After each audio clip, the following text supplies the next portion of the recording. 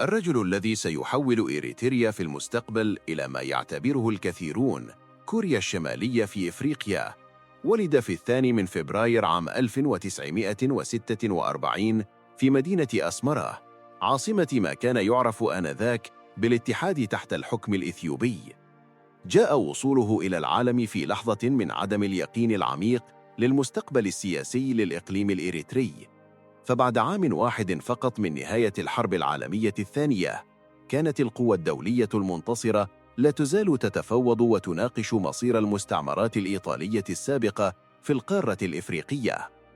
لم يكن أحد يتخيل في ذلك الوقت أن هذا الطفل المولود لعائلة متواضعة في قلب العاصمة سيصبح يوماً ما قائداً لواحدة من أنجح حركات التحرر الوطني في إفريقيا، ليتحول بعد ذلك إلى واحد من أكثر الدكتاتوريات قمعاً وانعزالاً في القارة بأكملها.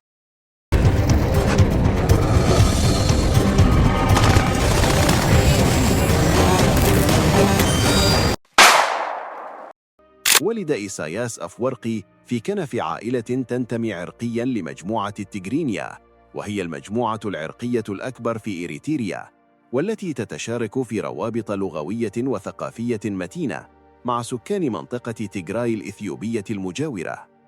كان والده يعمل موظفاً صغيراً في الإدارة المحلية، بينما كرست والدته حياتها لرعاية المنزل وتربية الأبناء.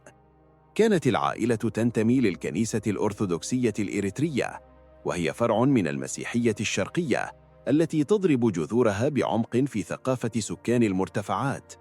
نشأ الشاب إيساياس في بيئة حضرية تعتبر مميزة نسبياً مقارنة بظروف غالبية مواطنيه في المناطق الريفية، وهذا الوضع مكنه من الحصول على تعليم رسمي شكل وعيه ومستقبله السياسي لاحقاً. كانت مدينة أسمرة حيث قضى إيساياس طفولته وسنوات شبابه مدينة فريدة من نوعها في السياق الإفريقي، فقد بناها المستعمرون الإيطاليون لتكون عاصمة لمستعمراتهم في القرن الإفريقي، وتميزت بهندسة معمارية من طراز الآرت ديكو والحداثة، مما جعلها تستحق لقب روما الصغيرة. طور الإيطاليون أسمرة بشوارع فسيحة ومبان أنيقة ومقاه تحاكي النمط الأوروبي، مع بنية تحتية كانت تتفوق بمراحل على العديد من المدن الإفريقية الكبرى في ذلك الزمن. ومع ذلك، وتحت هذه القشرة من التحديث، كان النظام الاستعماري الإيطالي قد فرض نظاماً صارماً للفصل العنصري، حيث كان الإريتريون الأصليون يهمشون ويحصرون في أدنى الرتب والمناصب داخل أرضهم. إن فهم التاريخ الاستعماري لإريتريا هو المفتاح الأساسي لفهم طبيعة الحركة التي سيقودها إيساياس مستقبلاً، وكذلك فهم النظام السلطوي الذي سيقوم بتأسيسه لاحقاً. فخلافاً للعديد من الدول الإفريقية التي رسمت حدودها بشكل عشوائي من قبل القوى الاستعمارية دون مراعاة للحقائق العرقية، كانت إريتريا ككيان سياسي هي من صنع الاستعمار الإيطالي إلى حد كبير. فقبل وصول الإيطاليين كان الإقليم مقسماً بين ممالك وسلطانات ومجموعات عرقية متباينة دون وجود هوية سياسية تجمعهم.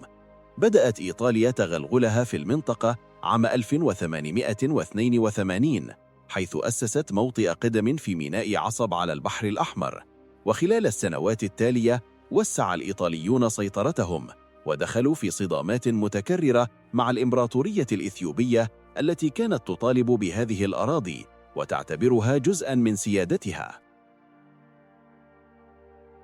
غيرت الحرب العالمية الثانية مصير إريتريا بشكل جذري ودراماتيكي، فقد هزمت إيطاليا التي كانت حليفة لألمانيا النازية في شرق إفريقيا على يد القوات البريطانية في عام 1941، وبناء على ذلك انتقلت إريتريا لتدار من قبل بريطانيا كإقليم تحت الانتداب، وهو وضع كان يفترض أن يكون مؤقتاً حتى تقرر القوى الدولية المنتصرة مصيرها النهائي.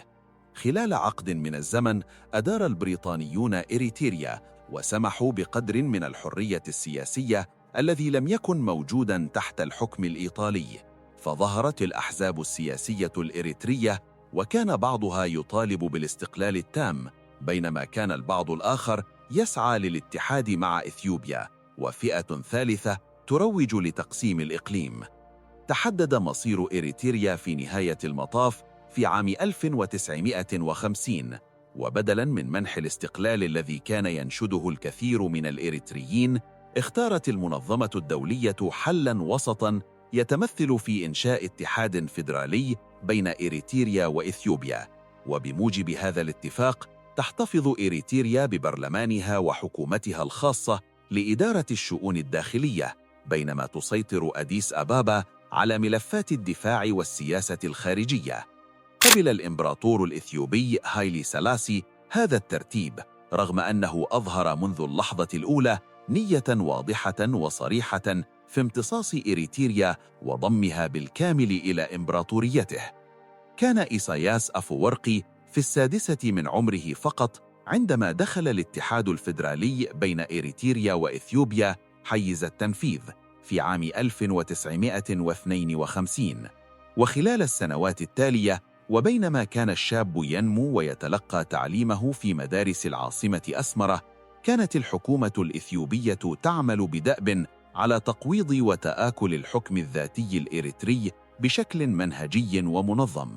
قيدت حريات الصحافة وحقوق التجمع وتكوين الجمعيات، واستبدل استخدام لغة التغرينية في الدوائر الرسمية والتعليم تدريجياً باللغة الأمهارية، وهي اللغة المهيمنة في إثيوبيا.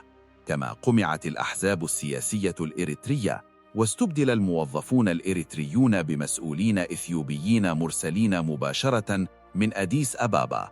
وأخيراً ألغي الاتحاد الفيدرالي رسمياً في عام 1962، عندما أجبر الإمبراطور هايلي سلاسي البرلمان الإريتري على التصويت لصالح الضم الكامل لإثيوبيا، وهو عمل تم تحت ضغوط عسكرية شديدة ودون أي استشارة شعبية حقيقية، مما حول إريتريا من إقليم فيدرالي ذي حكم ذاتي إلى مجرد مقاطعة تابعة للإمبراطورية الإثيوبية.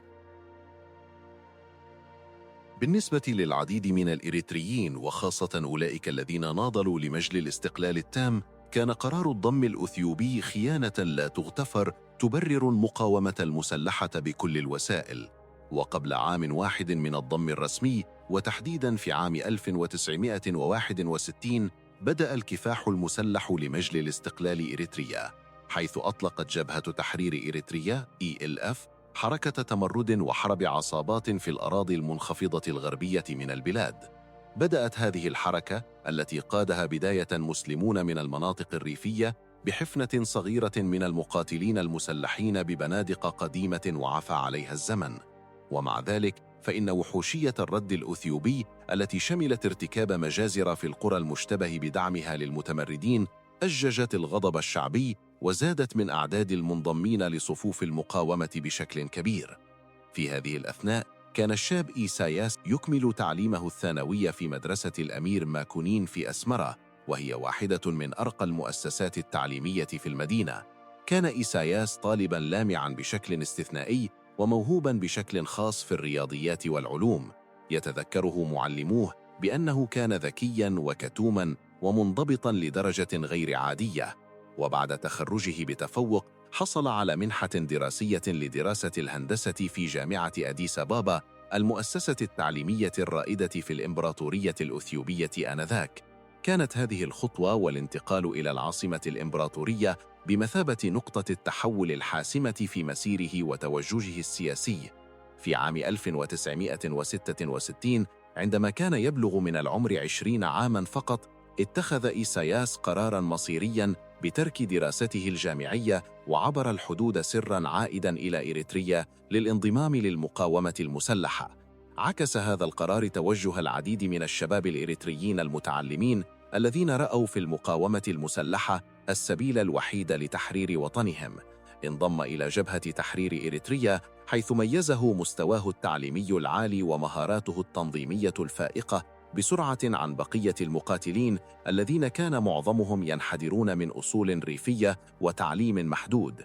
ومع ذلك سرعان ما شعر إيساياس بالإحباط الشديد من هيكلية الجبهة وأسلوب عملها، فقد كانت منظمة على أسس عرقية وإقليمية، وكان القادة يتصرفون كإقطاعيين مستقلين في مناطقهم، كما أن التوترات بين المسيحيين من المرتفعات والمسلمين من الأراضي المنخفضة كانت تنفجر مرارا في صراعات داخلية.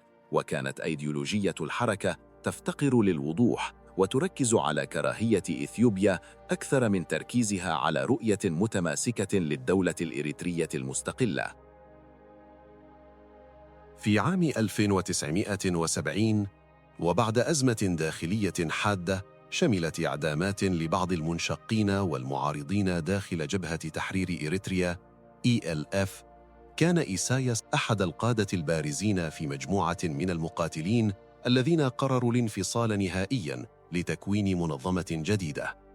هذه المجموعة هي التي ستتحول لاحقاً إلى الجبهة الشعبية لتحرير إريتريا EPLF، والتي مثلت رؤية مغايرة تماماً لمسار النضال الوطني، حيث رفضت الجبهة الجديدة التنظيم القائم على الأسس العرقية أو الدينية، وشددت بدلاً من ذلك على الانضباط الأيديولوجي الماركسي اللينيني الصارم، وسعت جاهدة لخلق منظمة ثورية مركزية حديثة وفعالة إلى أقصى الحدود.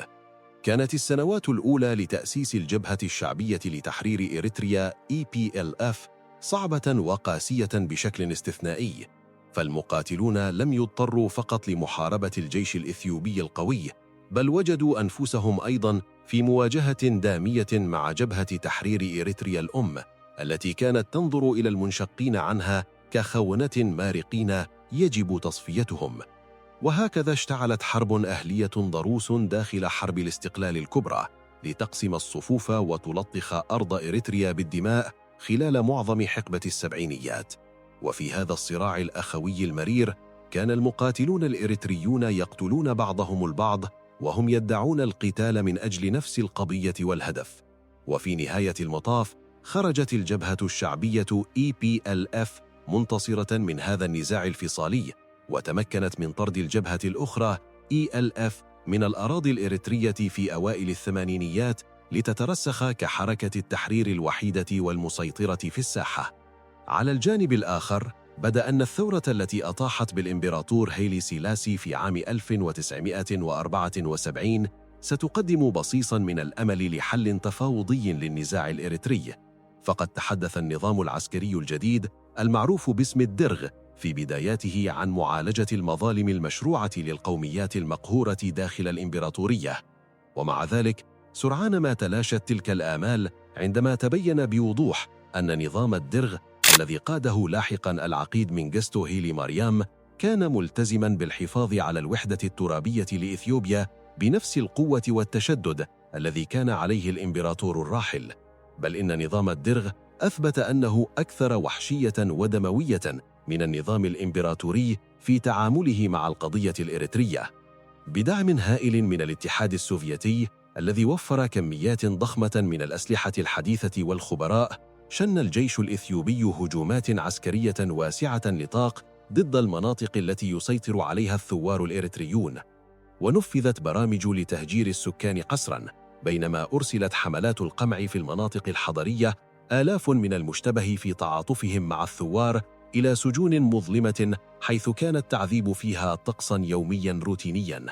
وفي ظل هذه الظروف المستحيلة أظهرت الجبهة الشعبية لتحرير إريتريا تحت القيادة الصاعدة لإيساياس أفورقي قدرة مذهلة وفريدة على الصمود والمقاومة، ورغم مواجهة عدو يتفوق عليهم بشكل كاسح في العتاد والعدد وبدعم من قوة كبرى، لم يكتف الثوار الإريتريون بالبقاء على قيد الحياة، بل تمكنوا تدريجياً من تعزيز مواقعهم وتطوير قدراتهم القتالية. عاش المقاتلون في ظروف من التقشف الشديد، يتقاسمون كل شيء ويرفضون أي امتيازات فردية.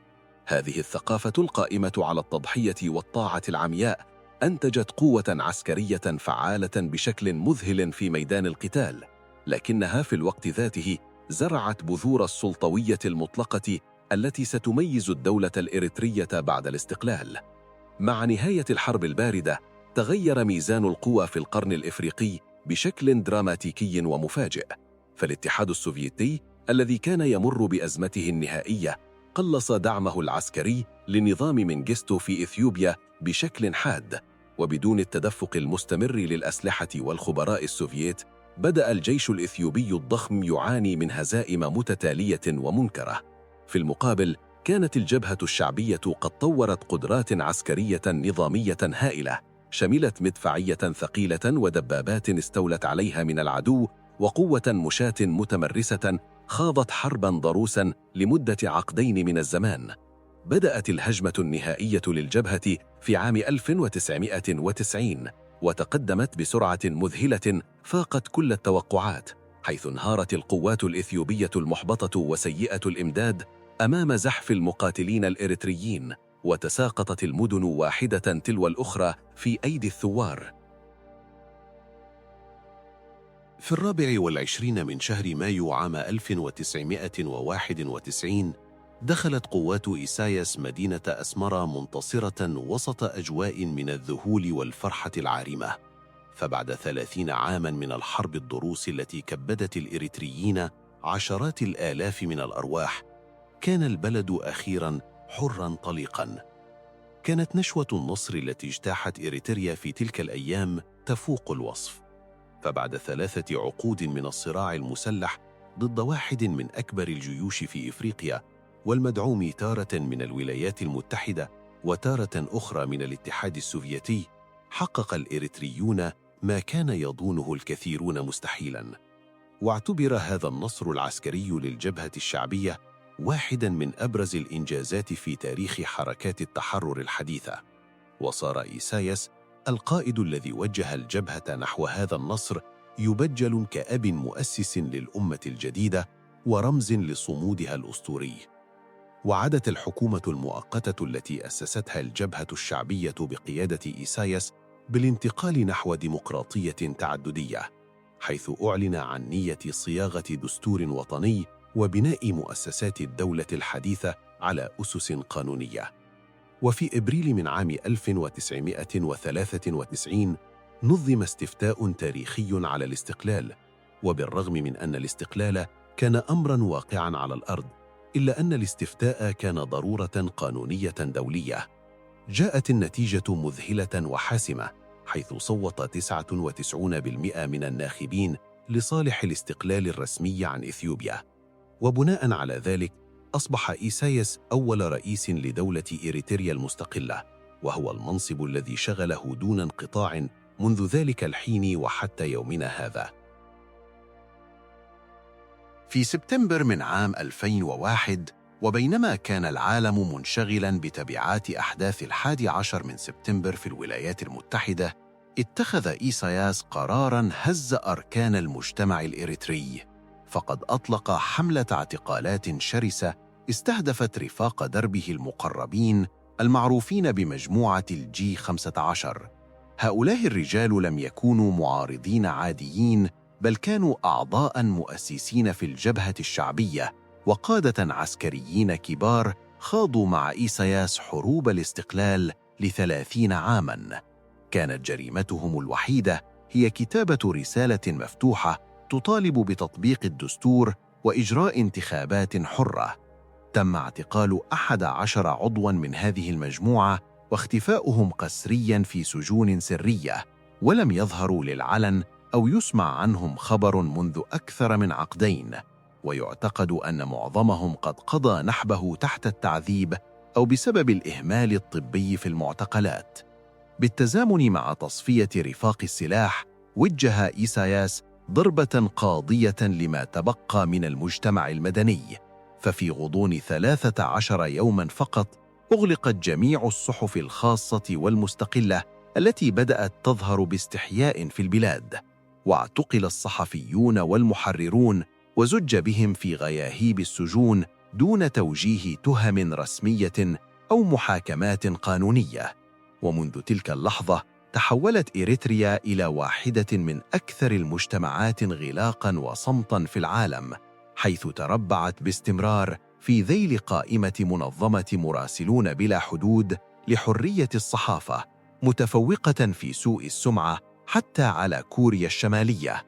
توسعت أجهزة الأمن والاستخبارات بشكل مخيف لتتغلغل في كل ركن من أركان الحياة، من المكاتب الحكومية ودور العبادة إلى داخل التجمعات العائلية الخاصة. سادت حالة من البارانويا والشك، حيث أصبح من الممكن اعتقال أي مواطن لمجرد انتقاد بسيط للحكومة في جلسة خاصة. أنشأ نظام إيساياس شبكة مرعبة من السجون السرية، بعضها عبارة عن حاويات معدنية في وسط الصحراء، حيث يعاني المعتقلون من درجات حرارة متطرفة وظروف لا إنسانية دون أن تعرف عائلاتهم شيئاً عن مصيرهم. ولم يقتصر القمع على السياسة، بل امتد ليشمل الاضطهاد الديني، فتم قمع الطوائف غير المعترف بها واعتقال الآلاف من المسيحيين الإنجيليين وشهود يهوذ، وحتى بطريرك الكنيسة الأرثوذكسية أبونا أنطونيوس لم يسلم من البطش، حيث وضع تحت الإقامة الإجبارية حتى وفاته لرفضه تدخل الحكومة في شؤون الكنيسة. يتمثل العنصر الأكثر قمعاً وتمييزاً لنظام الدكتاتور إيساياس في منظومة الخدمة الوطنية الإلزامية، وهي المؤسسة التي حولت إريتريا بأكملها إلى ما يصفه المراقبون الدوليون بسجن مفتوح على مدار الساعة. رسمياً يلزم كل إريتري تتراوح سنه بين 18 و40 عاماً بأداء خدمة وطنية مدتها 18 شهراً، ولكن في الواقع العملي للدكتاتورية تحولت هذه الخدمة إلى سخرة غير محددة الأجل قد تمتد لعقود من الزمن، وبذلك أصبح غالبية السكان البالغين مجرد عمال قسريين في خدمة آلة الدولة العسكرية، محرومين من حق التخطيط لحياتهم أو اختيار مهنهم أو حتى العيش مع عائلاتهم. يبدأ هذا المسار المظلم من معسكر ساوا في الصحراء الغربية، حيث يخضع الشباب لانضباط عسكري وحشي وظروف معيشية تفتقر لأدنى مقومات الكرامة الإنسانية. هناك تسحق إرادة الفرد وتستبدل بالطاعة العمياء لأوامر الدكتاتور، ومن يجرؤ على الاعتراض أو المحاولة في التملص يواجه عقوبات جسدية مروعة. بعد التدريب يتم توزيع المجندين بشكل تعسفي، فقد يجد الطبيب نفسه عاملاً في البناء، والمهندس جندياً مرابطاً على الحدود براتب لا يتجاوز $10 شهرياً، وهو مبلغ لا يكفي حتى لشراء الخبز، مما يترك العائلات في حالة من الفقر المدقع والارتهان الكامل لمساعدات الأقارب في الخارج. لقد دمرت هذه السياسة الدكتاتورية التي يتبعها إيساياس بنية المجتمع الإريتري واقتصاده، حيث حرم القطاع الخاص من اليد العاملة، وأهدرت طاقات أجيال كاملة في أعمال شاقة لا طائل منها سوى تكريس قبضة النظام. وأمام هذا الأفق المسدود لم يجد آلاف الإريتريين سبيلاً سوى المخاطرة بحياتهم للهروب من جحيم الدكتاتورية، عابرين حدوداً يحرسها جنود لديهم أوامر مباشرة بإطلاق النار بقصد القتل على كل من يحاول المغادرة. رغم صغر حجم سكان إريتريا، إلا أنها أصبحت واحدة من أكبر الدول المصدرة للاجئين. يفر الآلاف شهرياً عبر الصحاري والبحار، مفضلين الموت غرقاً في المتوسط أو ضياعاً في سحاري ليبيا على البقاء يوماً واحداً تحت حكم إيساياس. وبدلاً من معالجة أسباب الهجرة، رد الدكتاتور بفرض عقوبات جماعية على أهالي الفارين، حيث يعتقل الآباء وتصادر ممتلكاتهم كنوع من الانتقام الممنهج.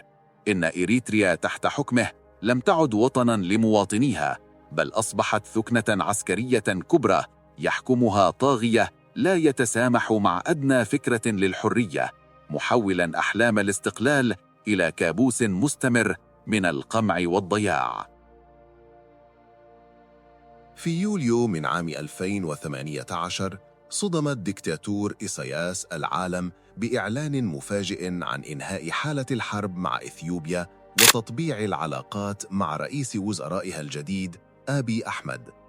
استبشر المجتمع الدولي خيراً، وظن الكثيرون أن هذه الخطوة ستنهي حالة الطوارئ الدائمة وتفكك نظام الخدمة العسكرية الإلزامية في إريتريا.